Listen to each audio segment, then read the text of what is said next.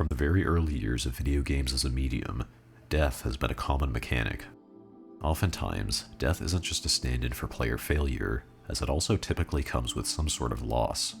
Whether it just be a loss of progress or a loss of something more tangible like in-game items, the player is usually incentivized to avoid death in the vast majority of circumstances. Although it's important to provide that incentive, conventional wisdom in game design dictates that this loss of progress should be balanced with the difficulty of the game's obstacles and how much the player understands the game at that point. When a player is just starting out with a game they know little about, or if the specific challenge the game is providing at that point is particularly tough, the punishment for death should be less severe to avoid discouraging the player too much through constant brutal setbacks. However, as video games have grown over time and more people have begun to take their challenges much more seriously, developers began to experiment with another way of handling death, though it's remained relatively niche. Permadeath is a mechanic where, as the name implies, death is permanent. When the player dies or otherwise triggers a failure state, they're sent back to the beginning of the game.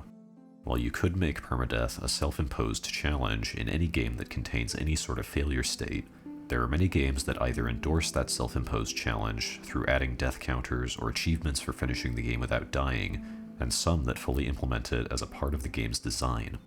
In my time playing games, I've been quite interested in these sorts of challenges, but that appeal is a double-edged sword that ultimately makes my opinion on permadeath a very conflicted one. So for this video, I'm going to go through many examples of games that implement permadeath as a mechanic to fully articulate why I find it so weird. So let's get into that. To understand the appeal of permadeath, we first need to understand why exactly death is handled in a less punishing way in the vast majority of games. For most designers, fairness is an important concept that guides many design decisions, and how much the player is punished for their mistakes is a decision that can single-handedly make the game feel unfair when handled poorly. For an example of this, puzzle platformers like Limbo have a high density of player deaths, especially during parts of the game where the player is attacked by a creature like the spider.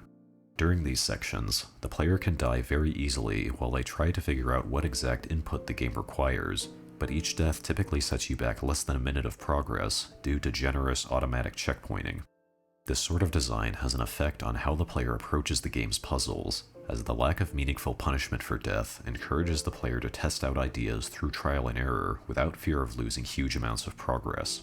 Though some of the deaths in games like this could be considered unfair due to how information is hidden from the player, it's hard to call the game itself unfair since the punishment for falling into these traps is minimal. It's helpful to think of the punishment for death as a spectrum, where one extreme is little to no punishment, and the other end is the max possible punishment. While individual deaths within a single game will usually vary in how punishing they are, permadeath essentially forces each death to be at or at least near that max punishment. Forcing the player to start from the beginning of the game upon death is typically the biggest punishment a game can provide within its own bounds, and on paper, it seems like a design choice that's destined for failure. Losing progress is an important part of the design of many games, but it's typically handled in moderation and balanced in accordance with how vulnerable the player is to death, such that the sting of failure is outweighed by a general sense of forward progress through the game. The maximalist approach of permadeath simply doesn't seem fair in comparison to the more traditional approach of providing sensibly spaced checkpoints, particularly because there's no guarantee of forward progress when everything can end with a single mistake. So why does permadeath continue to appear in games? The reality is that this question has two different answers, but which of those answers applies to any particular game depends on how permadeath is implemented in that game. One of these implementations is more so what I'm referring to when I call permadeath weird, but for the sake of completeness, let's first go over the other implementation quickly. While it may seem strange, if you specifically design a game around permadeath, it can actually feel similar in fairness to the traditional approach. This design philosophy is most clearly illustrated by the roguelike genre, which promotes permadeath as an integral feature alongside two other qualities that make permadeath much more palatable even for new players. The first is variation between playthroughs or runs, as the primary integral feature of roguelikes is their inherent randomness. Whether this randomness only affects where enemies and items spawn in static environments, or if it creates entirely randomly generated terrain for each level, roguelikes use randomness to make each run tangibly different from the last.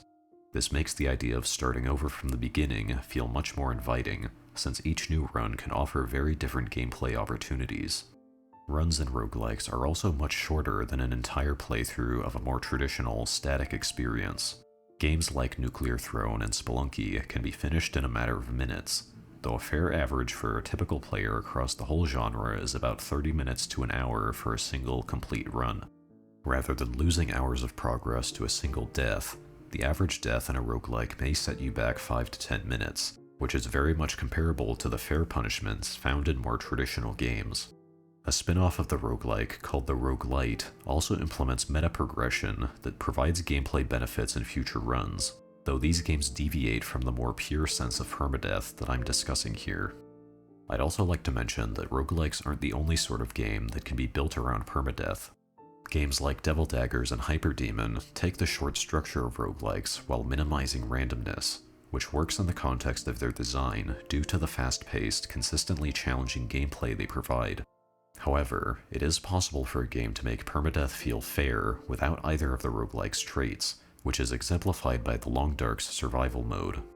Although this game doesn't strictly enforce permadeath in its lower difficulties anymore, for much of its life, the Long Dark was a relatively static experience that featured permadeath as a core mechanic.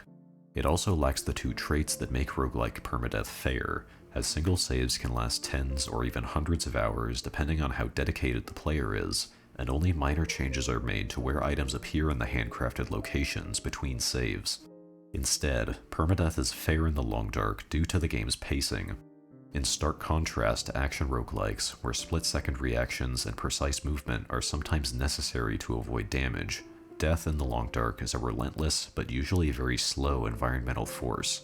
A single mistake is rarely enough to instantly kill the player at full condition, as the gameplay instead focuses on managing the basic needs of hunger, thirst, rest, and body temperature. Environmental hazards like hostile wildlife aren't a serious threat in lower difficulty settings, and the player always has the option to avoid direct confrontation with them by finding another path through the open environments. These threats are clearly telegraphed such that new players clearly and intuitively understand what threat they pose and how they can easily avoid them, with the risk of direct confrontation leading to a sizable reward for players who have the right tools and are confident in their abilities. The way in which the Long Dark telegraphs death and provides the player ample opportunity to stave it off is what makes permadeath feel fair in the context of its design. This sort of implementation, where the entire game is designed and balanced around permadeath, is the most common use of permadeath today, thanks almost entirely to the roguelike genre. But this sort of conscious design philosophy isn't why I find permadeath so weird, because the other way that permadeath is most commonly implemented in games is as a separate, optional game mode that can be enabled before starting the game. This sort of design was popularized by Minecraft's hardcore mode, which is entirely identical to normal survival, except for forced permadeath and the world being locked on hard difficulty. Despite this, Terraria actually beat Minecraft implementing a hardcore mode by a few months, which is where the majority of my personal experience with permadeath comes from. Additionally, although Minecraft and Terraria are similar to roguelikes in terms of random world generation, permadeath has also been experimented with in static experiences, such as the Hollow Knight game's Steel Soul game mode and the modern Doom game's Ultra Nightmare difficulty. As someone with experience in game development, the appeal of adding a separate mode like this to an existing game from the developer's perspective is an understandable one. Once you have the foundation of a fully built game, adding a permadeath mode like this is usually quite easy, so long as there aren't any forced deaths anywhere in the game. In most cases, it's as simple as deleting the player's save file upon death, though some games need to make more changes to prevent some mechanics from becoming redundant, or to make sure players in the permadeath mode have access to all the same items as normal players.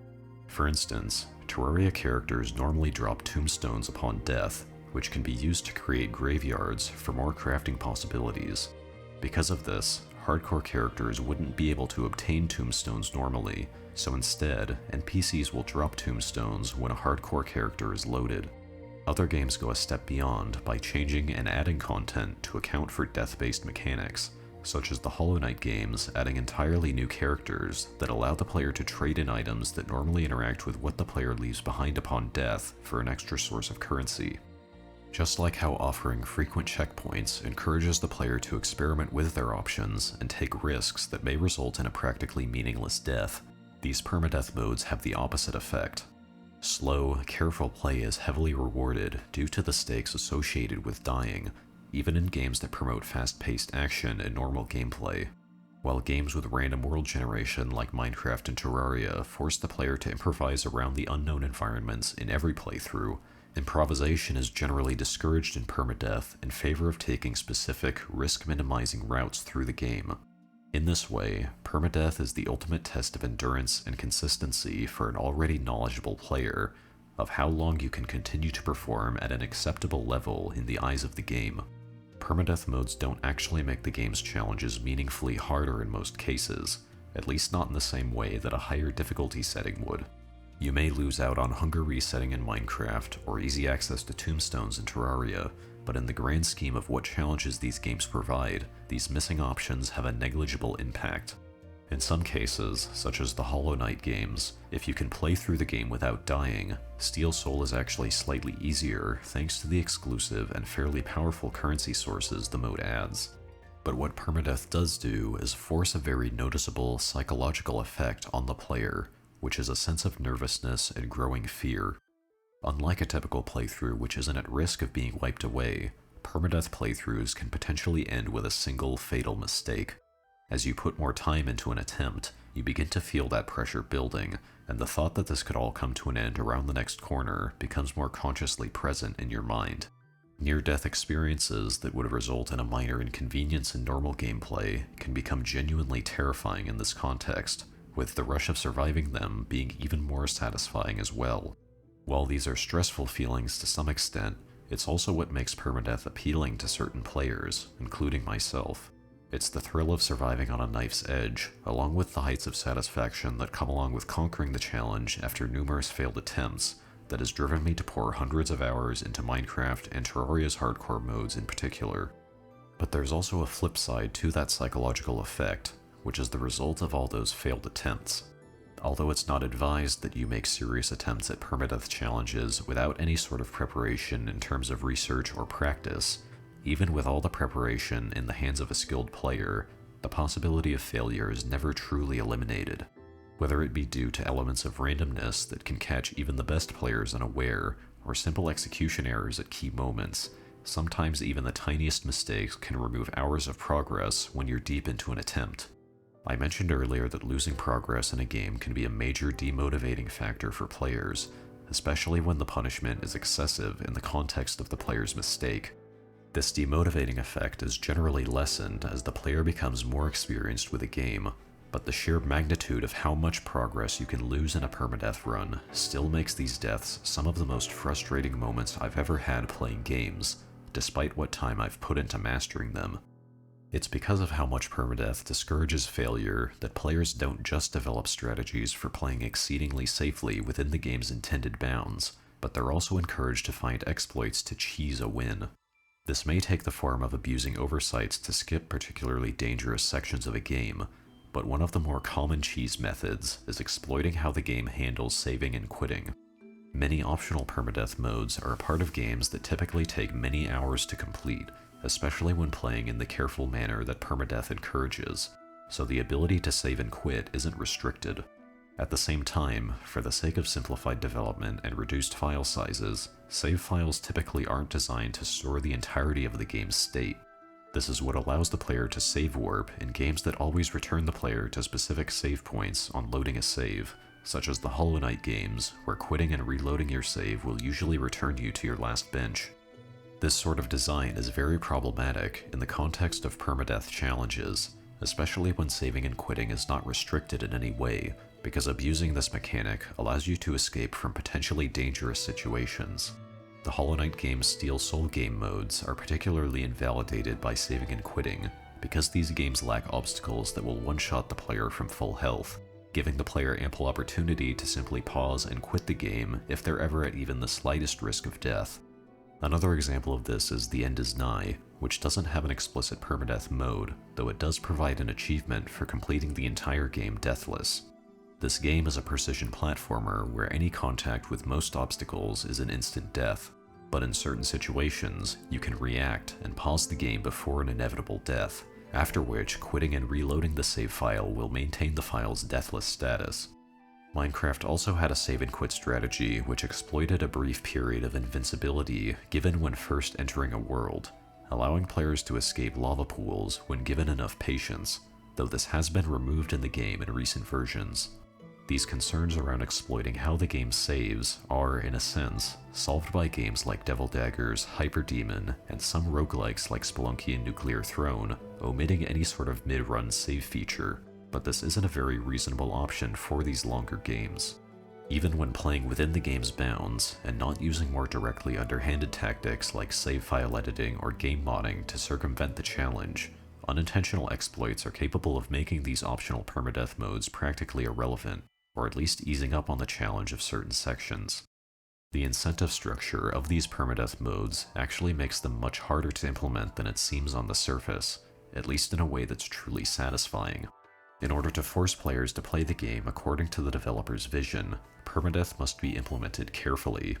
The elimination of those aforementioned exploits is just one of these considerations, as it isn't the only way in which lazy implementations can cause a permadeath mode to be unappealing. For instance, the modern Doom games don't suffer much from any save and quit exploits in the Ultra Nightmare difficulty by only saving at the start of each mission, but the way the game is designed for normal difficulties causes friction with the gameplay loop of permadeath. First of all, players who decide to put serious effort into grinding permadeath attempts are almost always interested in engaging with the game's gameplay and nothing else. In particular, narrative elements are essentially irrelevant to the unique experience that permadeath provides, and implementing permadeath in a lazy way can make this problem very obvious.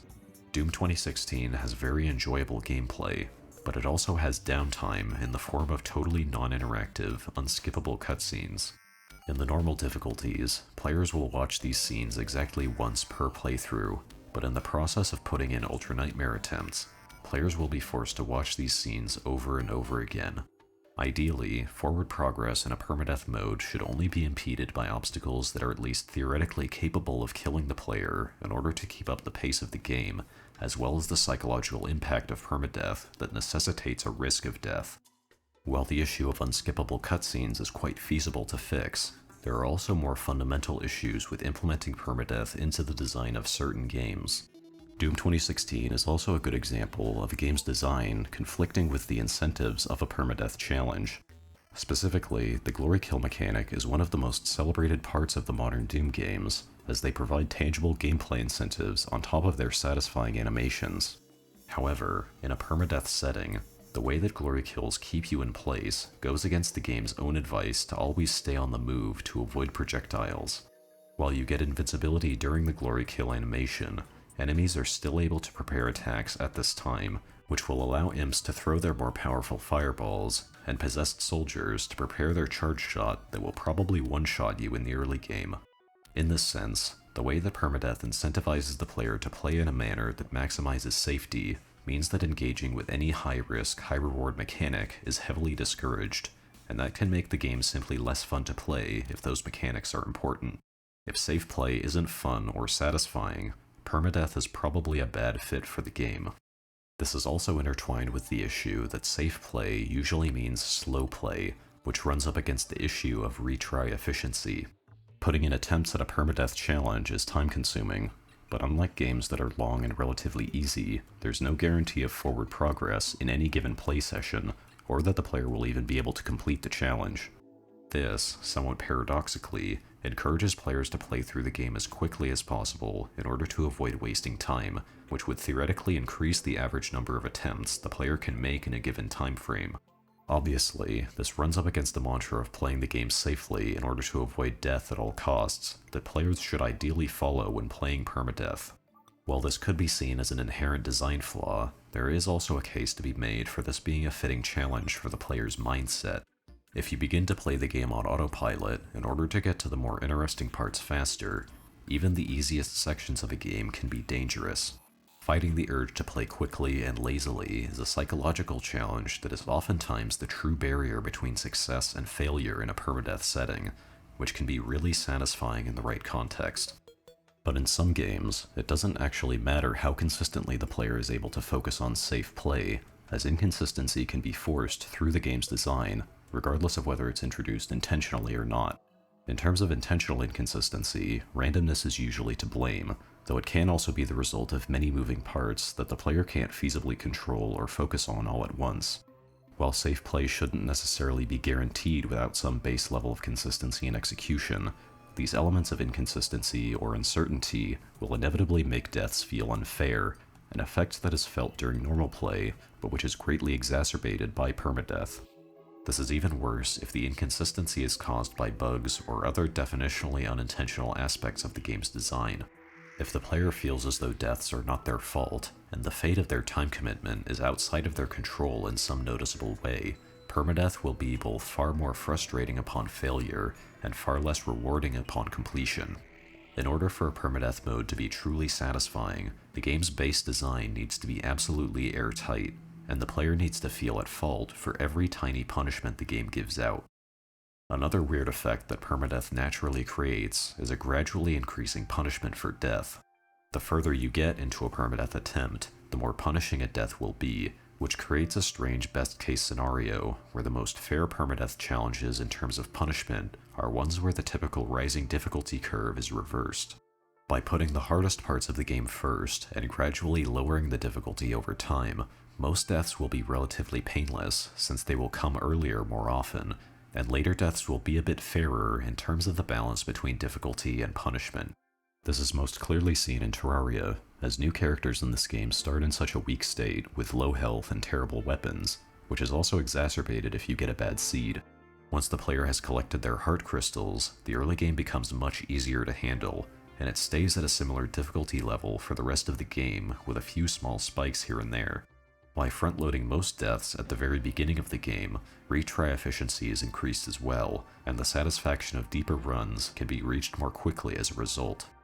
This also relates to a game's margin for error, which is a major part of difficulty normally, but in the context of permadeath, it can create a lot of frustration. By margin for error, I'm referring to how much leniency the game has when it comes to avoiding death while progressing. The low extreme in terms of margin for error is found in precision platformers, where the player is not allowed to touch any obstacle without instantly dying. Since even a minor mistake can mean death in these games, introducing permadeath is risky, but it can be a reasonable, if totally unforgiving challenge in the right context. For instance, VVVVVV is simply a very short game, so although the margin for error in many of its challenges is slim, it's more like a medium-length roguelike in the sense that the player is able to churn through attempts quickly. Additionally, although this approach isn't permadeath in the strict sense I'm discussing in this video, the golden strawberries from Celeste are a more localized form of permadeath that only requires the player to complete a deathless run of a strictly segmented section of the game, which works in the same way as VVVVVV by reducing the overall time it takes to attempt runs. In comparison, attempting to complete the entirety of even just the main chapters of Celeste without dying is orders of magnitude more daunting than simply getting the golden strawberries, which will put off all but the most dedicated and talented players. In the same way that the punishment for death in normal gameplay should be balanced around the difficulty of the game at that point, keeping this principle in mind for a permadeath mode will theoretically make the experience much more engaging, but the design of some games is simply incompatible with this. So with all of these potential design issues taken together, this is why I find permadeath so weird. As a mechanic, it fails to gel coherently with the vast majority of games that aren't specifically designed around it, and even in those in which it works, it only appeals to a very niche section of the player base. But what I've come to realize about myself over time is that I like permadeath a lot despite its flaws, as these sorts of challenges have been easily the most difficult I've ever completed while playing video games. Although Devil Daggers 1000 and Spelunky 2 Cosmic Ocean are still probably my proudest achievements, Terraria Master Hardcore is possibly the single challenge I've spent the most time building up the skill to complete. And it's that experience, absent the precision and additional stress imposed by speedrunning, that makes permadeath truly appealing to me. Even if you don't have to play perfectly in the sense of making inputs that result in optimal play in terms of time taken or damage suffered, permadeath allows players to demonstrate a sense of mastery over a game in terms of consistency and game knowledge, even if they don't necessarily require mastery in terms of execution in the same way that speedrunning does. So as long as permadeath continues to make its way into games, I'll continue to test my mastery within their bounds, chasing the sweet satisfaction of perfect play.